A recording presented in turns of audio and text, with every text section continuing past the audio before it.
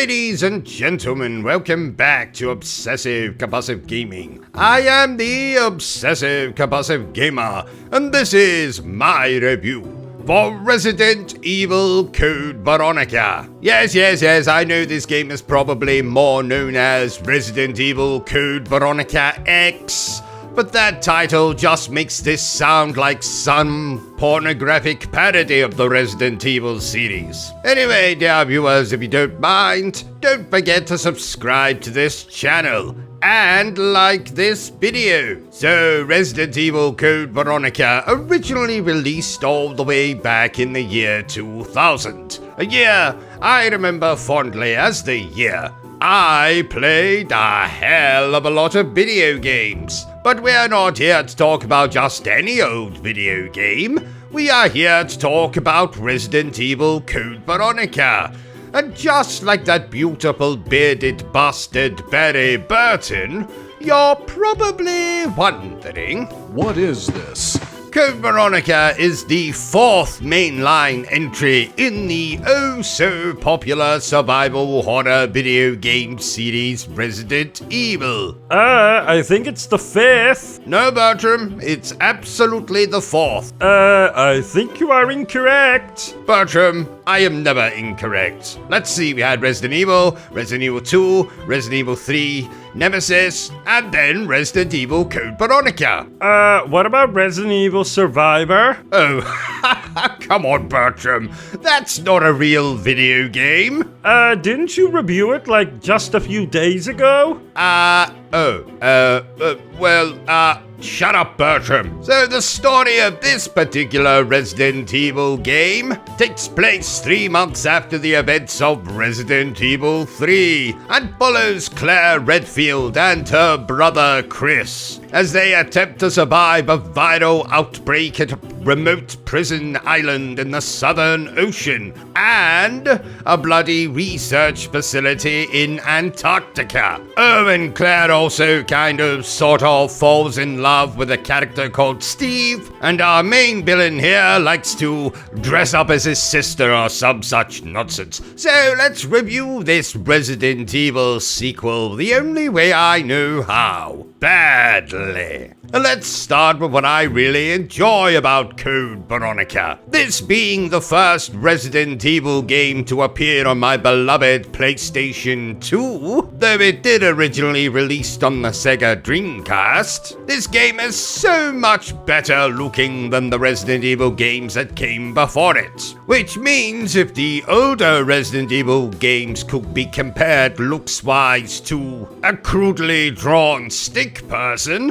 Code Veronica would compare looks-wise to Jessica Rabbit. And if you don't know who Jessica Rabbit is, then you're probably not cultured enough to be watching this channel. So head on back to watching Bluey, Little Child, or whatever little children watch these days. I also really enjoy the soundtrack for this game, be it the music, which is very reminiscent of the other Resident Evil games, or even the voice acting. Particular note to Alison Court, who once again voices Claire Redfield. I also really enjoy how this game ties into the previous Resident Evil games. This still centers around Umbrella. Albert Wesker turns up in here. Of course, we got Claire Redfield and Chris Redfield, two of the main protagonists of the Resident Evil franchise. And in fact, to date, this is the only Resident Evil game, I think, that actually has Claire and Chris in the same bloody game. And in fact, this is the last true Resident Evil game that really focuses on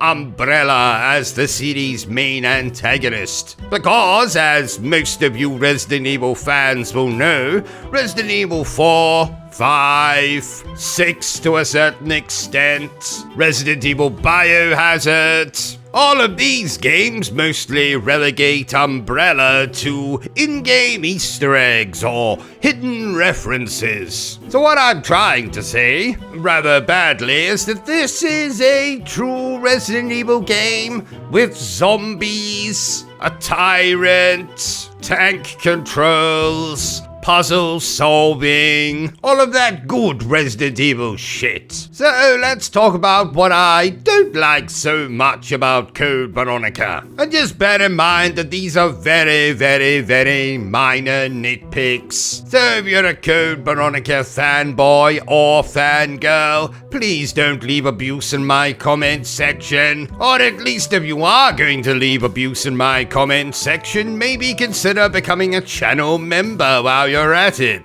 Do you like the way I was able to get that little plug into the review, Bertram? Actually, no one cares what you think, Bertram. Over the years, I've completely outgrown tank controls, and I'm now far more accustomed to playing the more modern entries in the Resident Evil franchise. So playing this game is just a little bit off for me. Not as good as the later games in the series. While I do enjoy the story and all its cheesiness, this game's main villain just cannot bloody compare to the previous entries in which we got William Birkin and Albert Wesker, the Tyrant, and of course Birkin's transformations, Mr. X. Instead, in this game, we get an idiot running around with a sniper rifle who occasionally likes to dress up as his twin sister. And no one is going to convince me that something funny wasn't going on between him and his sister. Albert Wesker is in here, but he's not the game's main villain. We do get an awesome action scene between him and Christo at the end of the game, so I suppose that's something. I also find this game to be unnecessarily long. In fact, at the time, it was probably the longest Resident Evil game yet. And most of that comes down to the fact that at some point during the game, you stop controlling Claire and instead take over as Chris Redfield.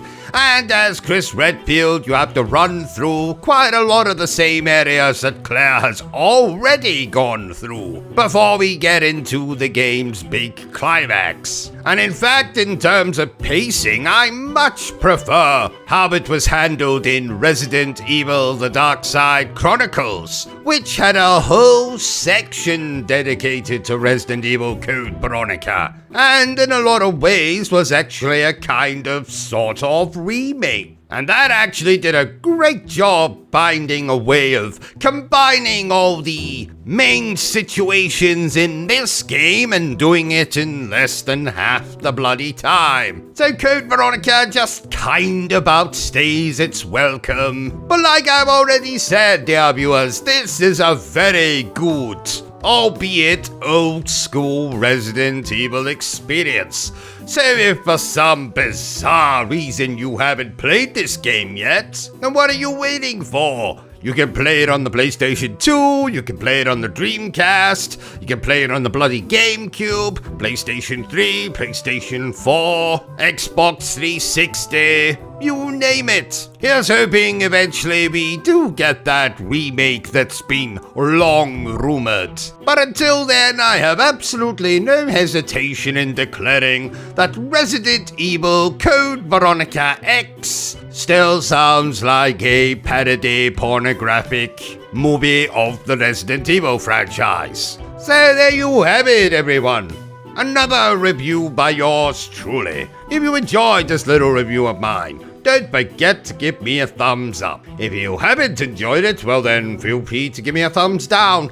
But please remember the single most important thing I always tell you, dear viewer, and that is to always stay obsessed with gaming. Say goodbye, Bertram. Goodbye, Bertram. Are you still here? Oh, you must have really enjoyed this video then. In that case, you had better subscribe to the channel and check out our other content. Otherwise, you're a booby pants, and no one wants to be a booby pants.